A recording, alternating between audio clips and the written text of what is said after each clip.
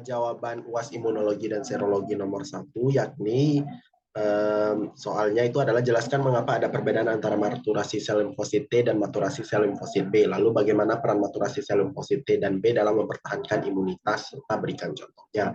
Yang untuk jawabannya itu, sel limfosit T dan B itu merupakan suatu dua jenis sel darah putih yang berperan penting dalam sistem kekebalan tubuh atau sistem imunitas, yang dimana kedua sel tersebut berasal dari hematopoietik yang berada pada sumsum tulang.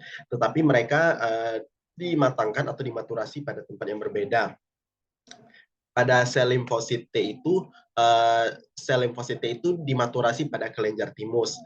Sementara pada sel limfosit B itu mereka matang pada bagian sumsum tulang belakang. Di mana peran dari maturasi sel limfosit T dan B tersebut, di mana sel T tersebut jika maturasi itu akan menjadi sel T helper atau sel T pembantu yang dapat merangsang sel B untuk memproduksi antibodi atau sel T sitotoksik yang dapat membunuh sel-sel yang terinfeksi virus. Kemudian sel B setelah dirangsang oleh sel T itu dapat berdiferensiasi menjadi sel plasma yang memproduksi antibodi atau sel memori yang dapat merespons lebih cepat jika antigen yang sama muncul lagi.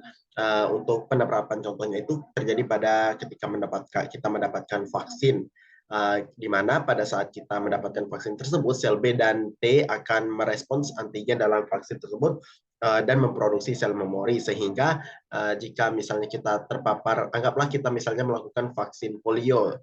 Setelah kita melakukan vaksin polio tersebut, ketika kita terpapar virus polio ataupun hal yang sama, maka sel memori ini akan merespons lebih cepat dan lebih kuat dan memberikan kita kekebalan terhadap penyakit tersebut karena kita sudah melewati vaksin dan sel B dan T tersebut sudah merespons antigen dalam vaksin dan sel memori sudah mengingat antibodi yang telah disusupi tersebut.